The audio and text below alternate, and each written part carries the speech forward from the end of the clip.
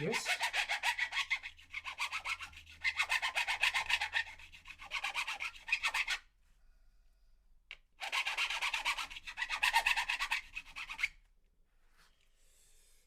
Okay. Leslie, what's going on? G'day, g'day. What is happening? Are you well? Let's get those fret files out, guys and girls. Let's do those edges. Where are my fret files? Here they are. In the fret file folder, in the fret file cabinet. Here they go. We're going to get a nice flat guy, a little bit of a sharp edge on one side. Where is my knife? There it is. This guy is my favorite. I'm going to mark a dot on that because it's my favorite. Get my white pen brush. I'm just going to put a little dot on here so it stands out, because this is perfect for frets. This guy here. Let's mark that side as well. Like that. It just stands out more out of a sea of 20 files. I can pick that quickly. It's got a thicker edge and it's got a really knife edge. And I like the knife edge because it digs into those corners as we round over, like so. That's going to feel really good.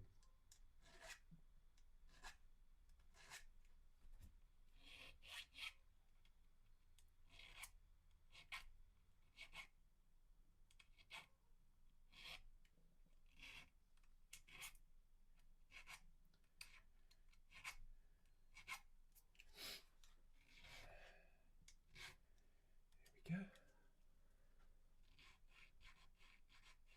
Greg's still streaming. He's doing his fuzz thing. Greg's going off. I didn't have a chance to catch him today.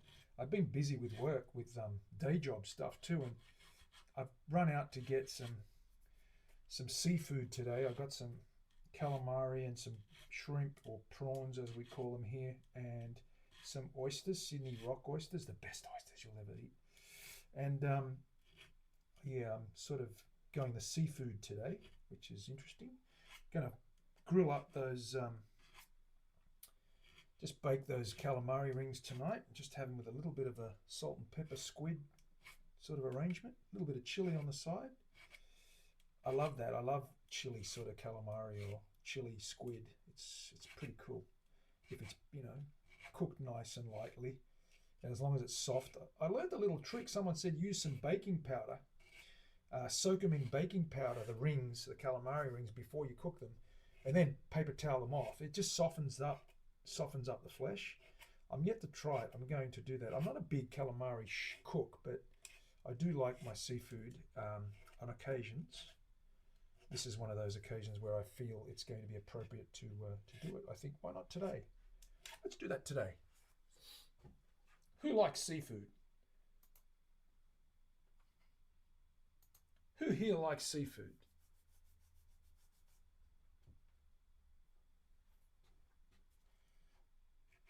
It's very eclectic, and it's a acquired taste. Some people aren't up for it.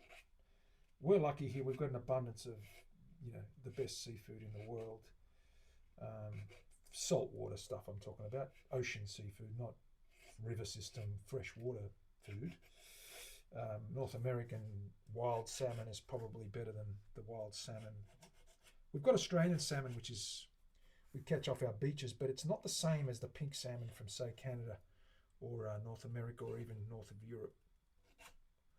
It's not the same. I do like the pink salmon, like the Chinook and those sorts of things from Canada, but and I do get it, but only canned. You can't get it fresh here, unfortunately. We do have farmed salmon, and what I don't like about fish farms is they feed the fish a lot of grain, and grain's not good for you. So, you know, my beef is always grass fed and grass finished where I can find it. It's harder to find these days.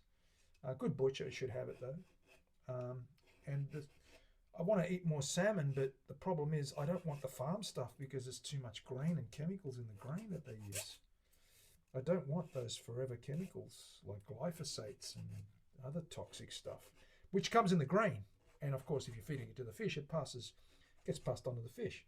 It's not great. I don't care for fish or seafood. I only actually like vegetables, mind you. That's okay. Fizzy calamari should be interesting. Could be. No, we're taking... Leslie, you're making me laugh now. You silly sausage. Baking powder, we're not intending to cook it in it. We're just soaking it in it for a while and then rinsing it off and toweling it off before we grill it. So slow down on that action, girl. What is going on there? Fizzy calamari. That sounds hilarious. That's what I'm here for. Very good. Let's do the other side.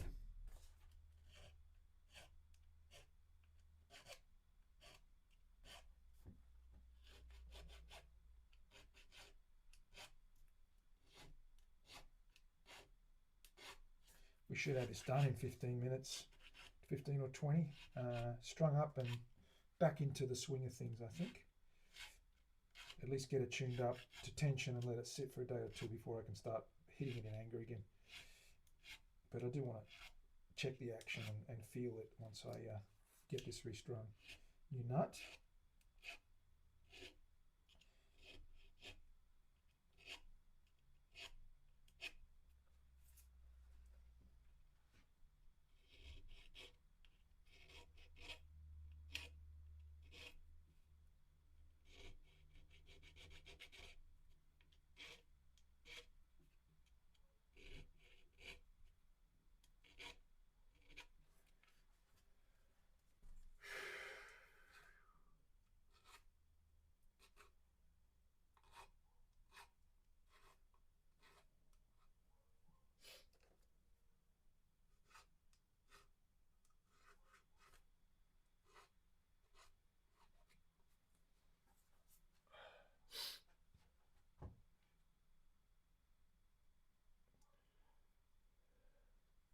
They are, Tom, but I did hit the edges again, because when I flattened them, it would sharpen the ends, and then I hit them with the bevel again. I re-beveled them just to get them refaceted, and I'm just checking. They're already dressed, but I'm just checking to make sure that re-beveling didn't kick anything up. They feel pretty good from the last dressing, but I did flatten them out substantially, so I just want to make sure. It's always good practice to do this anyway.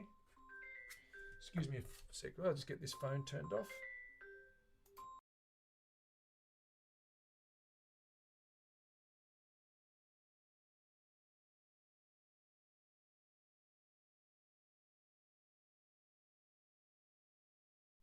Right. Numbers that I don't recognize, they can leave a message. Otherwise, if they don't leave a message, I know it was a scammer or some kind of... My phone's pretty good these days. It picks up the numbers that it suspects to be a scam. My sort of virus software does that. It recognizes a scam database and tells us what's going on there. Okay, these are done. Okay, let's polish this guy up. Are we ready? We're going to take this off and polish the board as well. Is that what we want to do, Terry? And what are we starting with? We're starting with 400. Am I right or am I wrong? Is that what we're doing first? What are the numbers? What are the preliminary grits? Who remembers those? Leslie should know those. She covered for us one afternoon and she got it right. Thank you for the YouTube. I don't know how to change that Stream Elements command, Terry.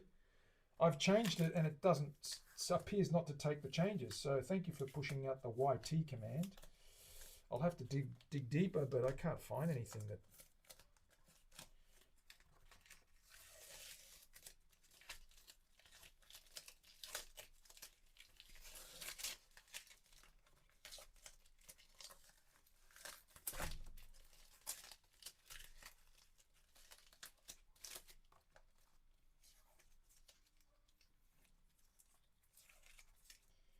These are going to be nice. They feel really good, guys. That's really nice. That's smooth as. Once we hit them with the paper too, they'll feel even better.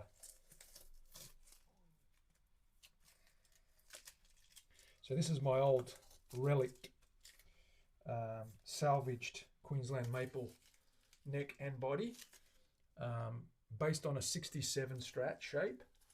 A little bit on the thinner side, probably about 1/4 inch thinner than the standard Strat body.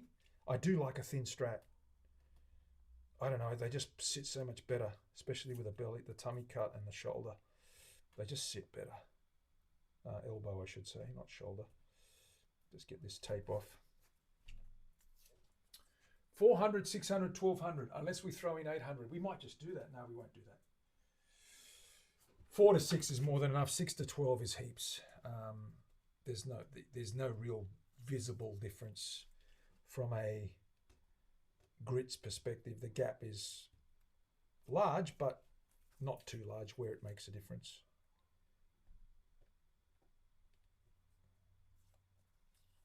These are just torn, and that's why I couldn't get them off with the other doobie whacker.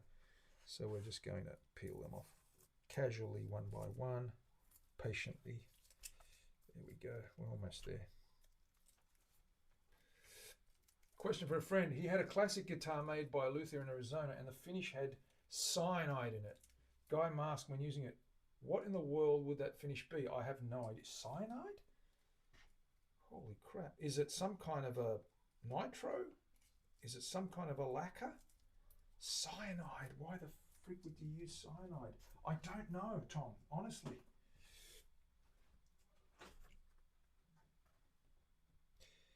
Some of the vintage, it could be a vintage lacquer. Some of those formulas might have had something like that.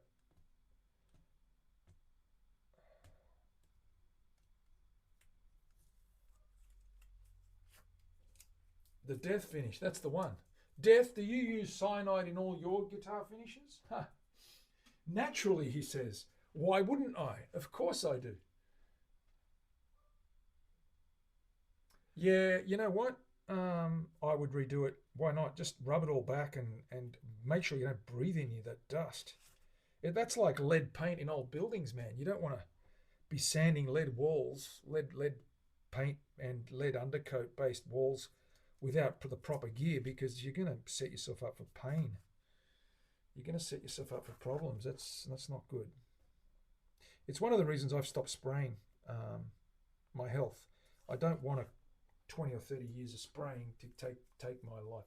Acrylic, lead paint, lead piping. I grew up on it. Yeah, Leslie, it's one of those things, right?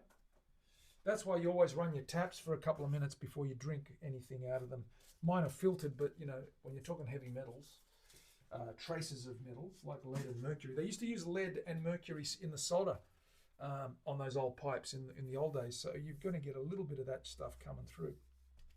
Let's polish this up. First things first, 400. Where is 400, Terry? I've got to get a piece of 400. I think it's right here. No, that's something too coarse. It's in the cupboard. Let me get the stuff, as we say. Let me get the stuff. Okay.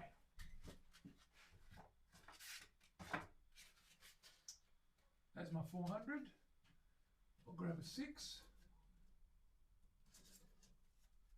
I'll grab a 12 while I'm here. Okay.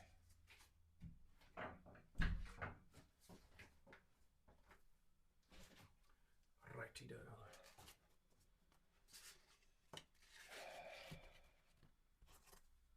I'll leave that out in case I need it. Scissors. This guy here. Little tab, little square of 400.